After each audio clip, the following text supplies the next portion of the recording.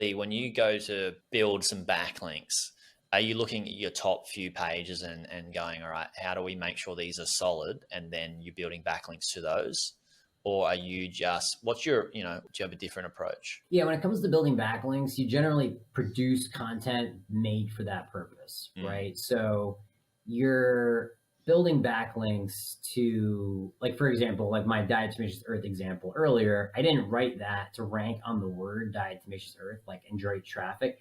If I get it, great, but that was not the goal, right? The goal of the piece was to promote it and get links to it through cold email outreach, basically. But the goal of generally speaking, the goal of building, you create content for the sole purpose of building links, because like what Google likes and what will drive traffic through organic search can get links, but it's usually not super sexy, right? It's like, what's the best dog food, or like, how do I change a tire or something? Like those are articles that will do really well in Google and lots of people are searching for them, but they've sort of been beaten to death on the internet. And like yeah. you do it for SEO reasons, but it's not really going to drive tons of links for PR reasons, right? So you gotta kind of sort of have two different approaches if you want to do like build some extra backlinks to your site. I would look at your niche and be like, what can we talk about that will get attention and get links and get people talking about our site? And sometimes producing content that's sort of controversial or taking a topic that Yeah. is, Different. like different, right? Like if you're in the pet niche, again, it's super popular niche, but like maybe you're saying like why nobody should buy Purina, and like you do an article about how like sort of a hit piece on Purina. I'm just Yeah. making this up, but it's something that could get attention, right? And you like Yeah. pitch it to other pet blogs and like, hey, I just did this research about Purina. You should link to me because it's like, it's different and nobody's talking about it. And then that's like your angle, right? Yeah. So definitely different approaches there. And so when you're building out backlinks, would you try and find multiple pieces of content, or would you at once? I guess this is a question of like how fast you want to grow, right? Like Right. typically for yourself, for some of your own sites, would you look at, all right, let's find 10 unique pieces of content that's controversial, different, that's out of the box, it's not the status quo, and build out 10 pieces and then link to those, or 20 pieces, and how much are you looking at?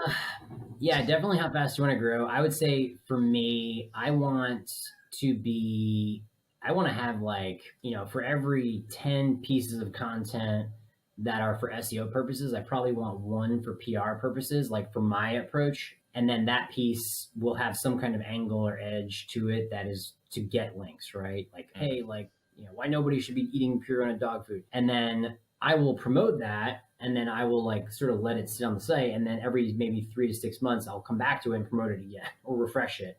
Yeah. Because the topic is sort of evergreen, and right, I would just reflect it so that it's just reflective of whatever the current events are and make sure that's up to date.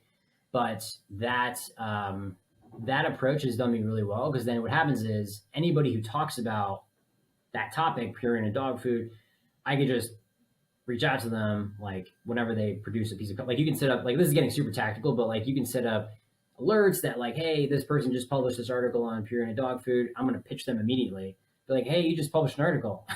Yeah. You should link to me because you're talking about something that I have produced content on. And then like that's how you create a really like, a moat around your site that then can put you in the ranks of like mega, get into really strong authority ranges that make your site bulletproof, And would you just have a number of those articles, quality content, update them every 6 months, have those alerts? And is there a certain amount of links that you go, all right, cool, I'm done promoting that piece, let's try focus on some other pieces? Like, is there a number there, or? Not really, because sometimes things will just really hit and you're like, oh man, this one generated 20 links, great. Sometimes they'll generate one and you're like, oh crap, that flopped, and then it really comes down to, I would say, prospects, right? Because like when you produce a piece, there's only so many people that you can pitch, right? That's kind of the bottleneck.